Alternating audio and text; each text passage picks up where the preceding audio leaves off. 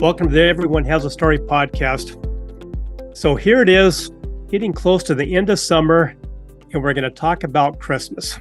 We're not going to talk about Christmas right now in its sense of how it's turned into almost just one big commercial starting in August of some time, going all the way through the end of the year. But we're going to talk about it more in its traditional terms. You know, the family values, the interconnection, and most importantly, the relationships. We're going to get really back to the old-fashioned values of Christmas as opposed to just talking about Christmas. My example here is one of my favorite holiday movies, which is called The Miracle on 34th Street. And there's this one scene that I just absolutely love, and I refer to probably more than any other movie in all of my consulting. It's the scene where Santa, the real Santa, sitting in Macy's on his chair, and he's got a long lineup of kids wanting to come and sit on Santa's lap and talk to him and tell him what they want for Christmas. This one little boy walks up, sits on Santa's lap. Santa does his thing. He's creating a nice relationship like he does with all the kids. But then he says, "What would you like for Christmas?" And the little boy mentions a certain toy, and Santa goes, "You know what? I think I see that coming under your tree." And about that time, the mom blew a stack. She ran up there. She goes, Santa, don't promise that. Do you know how much Macy's sells that toy for here?" And he leans over and whispers in his ear. He goes, "If you go down to Gimbel's department store, you can get that same toy at half the cost." And all of a sudden, the mom's looking back and saying, Macy's Santa is sending someone else to their biggest competitor? Well, it hit the news, hit the papers. Everybody was just excited as heck over Santa referring a mom to the competitive department store.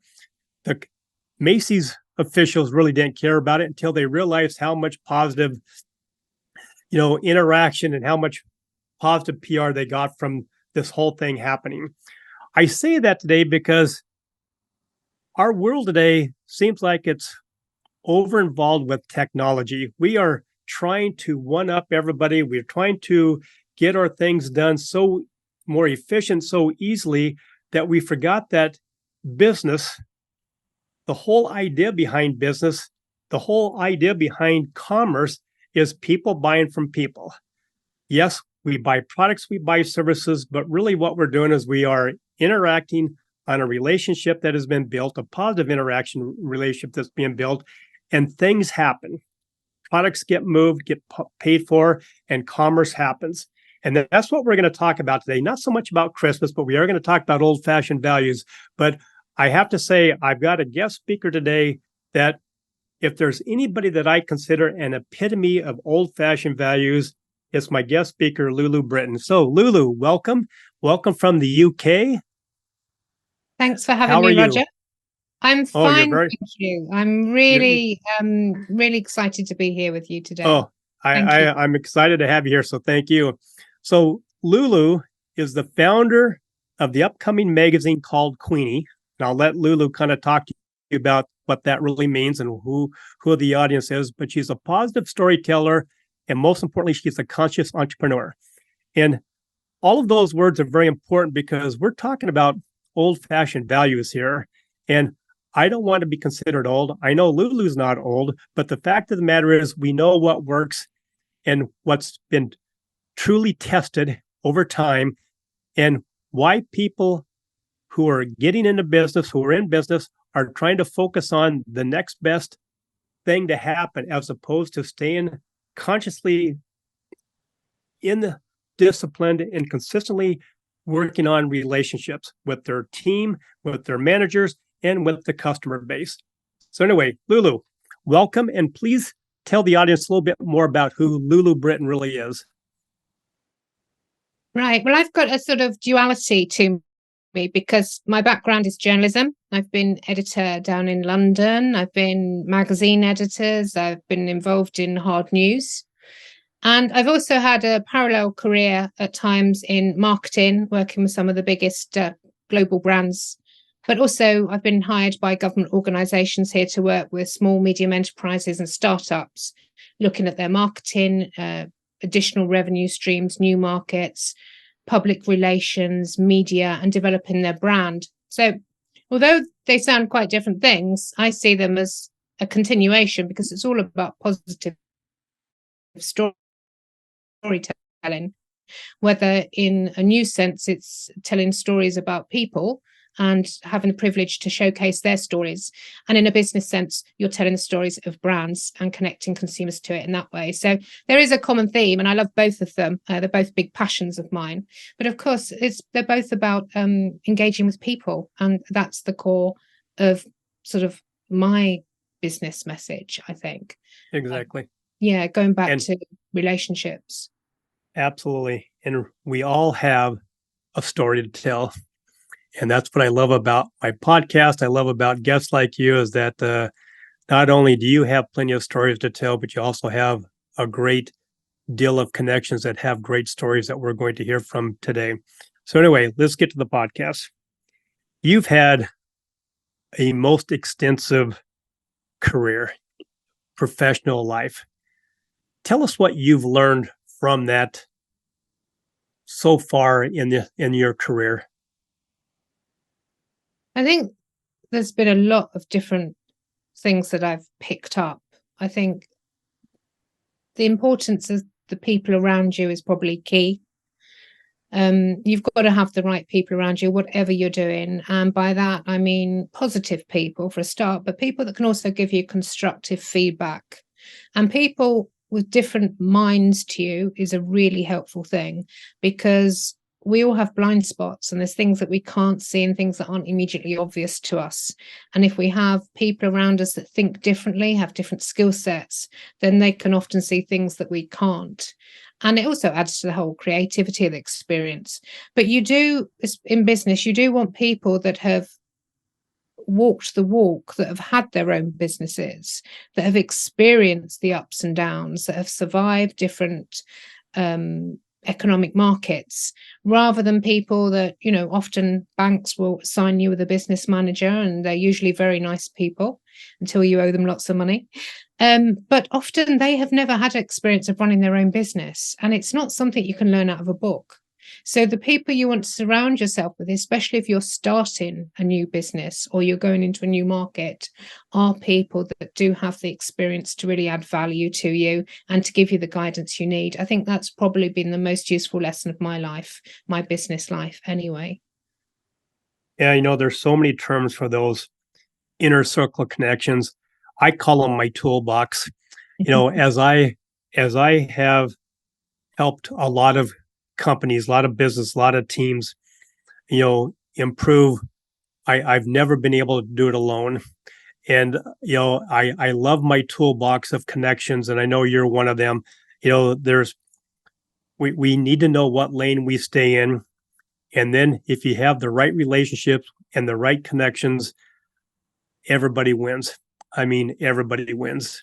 And that's what I love about your concept, my concept, and our philosophies towards that. So relationships are important. Old-fashioned values in business are important.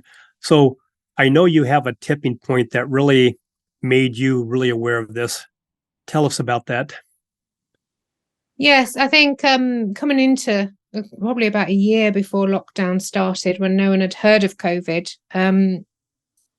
my aunt became very ill and she lived the other side of the country, and I was her last member of her family. I was very close to my aunt. She was a brilliant businesswoman back in the 60s in swinging London. So she was a big inspiration to me, and she developed dementia. She was in her 90s and she went downhill very fast, and she ended up being very vulnerable. So I had to spend a lot of time with her, looking after her, trying to get the right care in place. And it took a lot longer than I'd hoped. And at the same time, I was trying to run my business at the other end of the country. And, you know, magazine business, it's intensive. People are expecting the magazine to come out at a certain time. You're dealing with a lot of advertisers, a lot of contributors. There's lots of different constituent parts.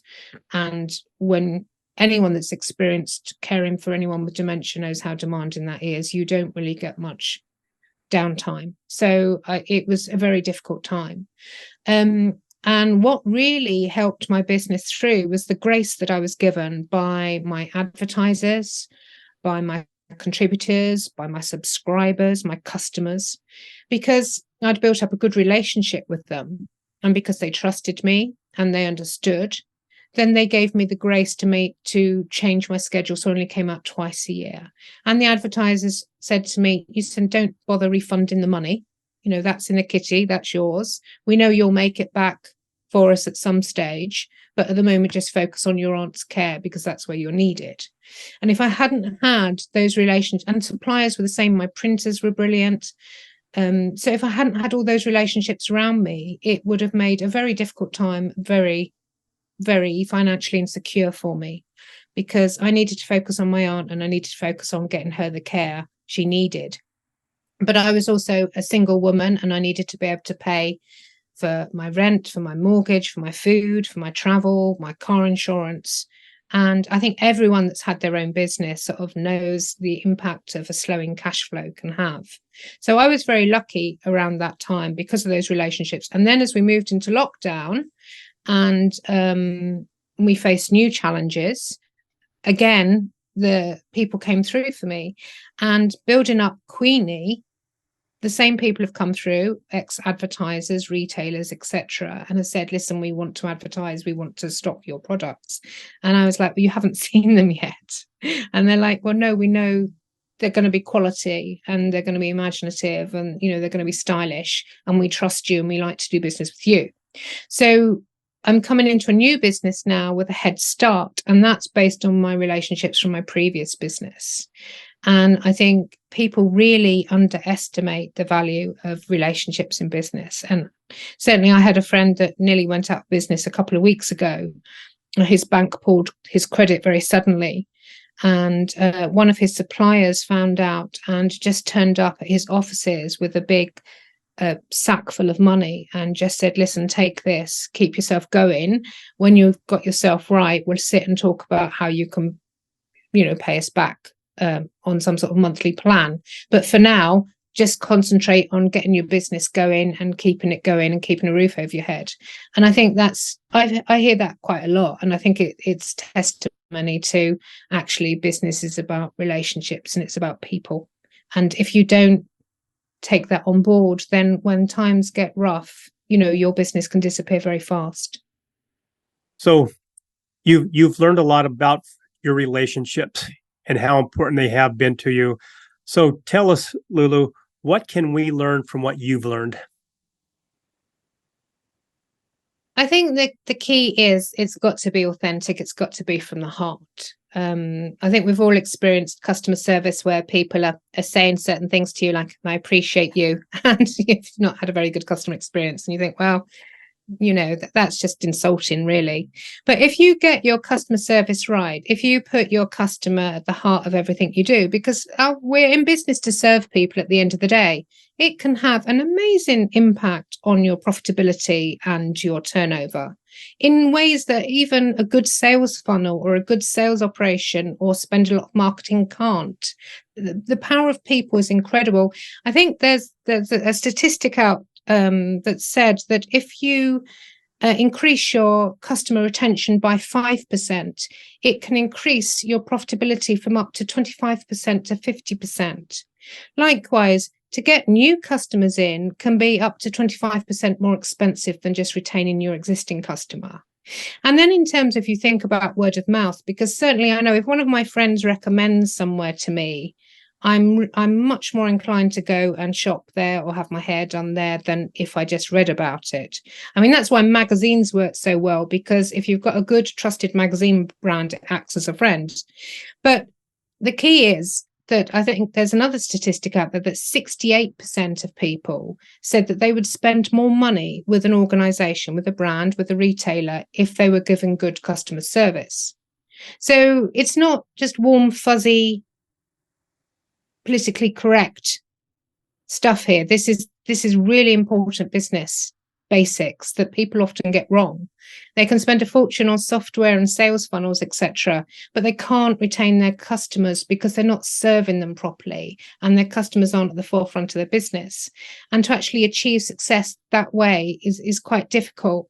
I think it was Jeff Bezos that said that when he set up, when he was with Amazon, that they treated their customers as though they were guests at a party, and that Amazon were the host.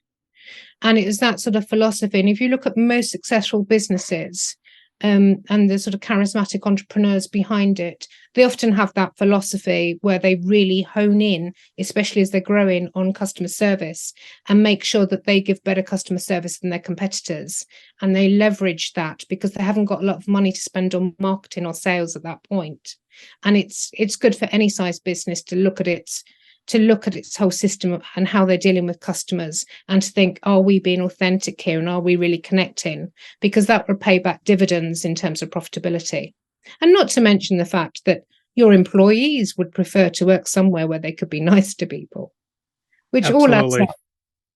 Wouldn't that be nice if we could just be nice with each other in the workplace and with the customers? We'd all be just much better people. So everyone has a story, and I know you have one, how this is affected in the business world. You just took a trip to Florida, down to Fort Lauderdale. You lost your luggage. Tell us about your experience going through the checkout line. I'll give you two examples, actually. The Fort Lauderdale was the bad one, unfortunately, which surprised me because I think Americans are very hospitable people. But I had lost my suitcase. I was going on a cruise, so I needed lots of nice dresses and things like that. And it's a girl's worst nightmare, Roger. Believe me, when you lose all your makeup, you lose all your clothes. So I went to this nice upmarket store in Fort Lauderdale, and I spent a lot of money. And I was queuing, and I got a lady serving me, and she wouldn't look at me, and she was chucking my stuff around. And I asked her a question about how I should pay, and she didn't answer me. And she was just very hostile. And so I thought, okay, she's obviously having a bad day. And then just as I was paying, she looked at me straight in the eyes with a straight face, not a smile, and said, "I appreciate you." And I burst out laughing because clearly she was very far from appreciating me or my business. So that was a very bad example. And I have friends in Fort Lauderdale, and we went out to dinner that night, and I was telling them the story, and they were quite mortified. I'd gone back in a second time because I'd forgotten something. And again, I had to ask her something because she just looked at me and went, "I can't understand you." That was the end of the conversation. On the plus side, in New York, when I'd got off at JFK to pick up the Fort Lauderdale flight, I dashed into the beauty area because I wanted to get some of my makeup, and I only had 10 minutes to spare before I had to make the plane. And the first store I went into, very sort of upscale store, I mentioned to the lady, I've lost all my makeup. I've only got 10 minutes. And she looked around. She said, "We haven't got all your brands." She said, "But all the other shops will have." And she grabbed me by the hand. We ran from store to store. She obviously knew all the women in all the different stores. She said, explained what happened. She said, "This lady's only got 10 minutes. We've got to help her. We've got to help her." They all came out their stores, asked me what I needed, tried to replace it as much as possible, and they were so lovely. Now, obviously, it was a good sales opportunity, but there was a lot of heart behind it. They genuinely wanted to help. And I mentioned that to a lot of the people I was on my cruise with, and a lot were going through via JFK on the way home to pick up international flights. And a lot of them did pop in and mention it to the lady that had served me, and also ended up spending a lot on cosmetics themselves. So it just shows you the value of good service and that word of mouth, and actually a bit of kindness sometimes, Well, I think you just said the key words, old-fashioned values coming out of my mouth really means authentic heart. And there are people that still have those. And so you can talk business as well as anybody that I know. So let's talk about the real results to the organization, to the employee, to the customers, when old-fashioned values, authentic heart is being applied on a regular basis and in an authentic basis. Oh God, I just think it takes a normal business into a super successful business. I've seen it happen so many times. I've worked with so many different sized businesses, and some of them where they just haven't had the values. And I've had to say to them, "Listen, I can get you all," and I've got them all over the TV and the media and stuff. But I had to say to them, it's not going to do you any good, because once the client comes through the door, they're going to have a bad experience. They're not going to come back. So you really just need to focus on the experience you're offering. And often, unfortunately, people don't. But I think the key is your employees really matter. I think if you have a great relationship with your employees, if they understand your mission and they buy into the mission, I think that's really important, because everyone wants to do something of value. And it doesn't matter if you're working in stacking shelves in a shop or clean the streets. It doesn't matter. We're still all adding value to people's lives, and people want to know that they're doing a good job, and they want to work with nice people, and they want to feel valued, and they want to be seen and heard. And if you do that with your employees, not only will they deliver a great experience to your customers, but they will stay with you. And it's very expensive to keep recruiting. And if you've got employees that are happy where they are, barbecues with people that would be asking how the job's going, they'll be, oh, I love it, it's a great company, it's such, they really care about their staff, they really care about their customers. That is the PR you want, that word of mouth. And your employees and your customers are your ambassadors, so you need to really develop those relationships with both, but also be nice to your neighbors and your community. Be a good human. I mean, we had a restaurant recently that put a sign up because they noticed that somebody was going through their dumpster trucks at night for food. And obviously there's a cost of living crisis going on here. We've been affected by the Ukrainian war. And they put this note everywhere, and they just said, listen, please come in. You can come in arrange a time when there's no one around. Please come in, sit down, and we will cook you a lovely meal, because no human should be eating out of a bin. And we will respect your privacy and your dignity, and no one needs to know. But please, it breaks our heart that you're having to do this. And they put that out there. Now, obviously, it was all over social media because people shared it and shared it and shared it. But you could tell that they were being authentic. But obviously, their business increased fourfold. People kept coming in and they said, listen, not only am I buying for me, but I want to pay it forward. So I want to pay for a meal for a homeless person or for somebody that's struggling. So could you keep it sort of behind the till? And if anyone comes in and they can't quite afford something, for them or their children, they've got the money behind it. And I'm seeing this happen a lot in the UK. I know it's going on a lot in the US as well. And companies like that show that they've got a heart and they're part of the community, they are the future, because that's the way that business is going. People want to see emotional intelligence from their businesses. It's not just all about ticking boxes. Oh, I feel like this whole episode has turned into a Hallmark movie channel episode. I love it. Geez, about ready to get a Kleenex here to wipe my eyes. This is good stuff. I love this stuff. So how do we get there, Lulu? If you put your coaching hat on, what would you say to business owners today, their teams, to get to this point to where the heart is authentic and we're back to the good old-fashioned values, to people having a good relationship with other people? I think the key is, and it does sound warm and fuzzy, but it really does make business sense. At the end of the day, when you set up your own business, you work really hard and you want to earn lots of money. We all want to earn lots of money. We've got the freedom of working for ourselves, but it's no fun. And if you haven't got the money to then go on holiday or to look after your family, then life becomes a misery. And actually, if you're really good at what you do, you will earn lots of money. That's the way it goes. So to me, earning lots of money with your business and being very profitable is a sign that you're doing it right.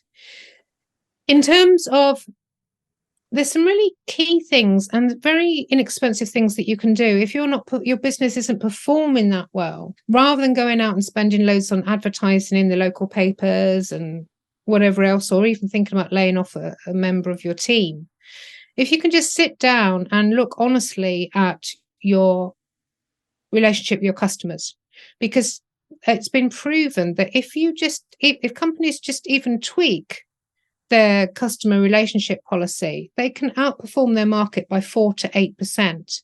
Now, 4 to 8% above what your competitors are trading at is really significant.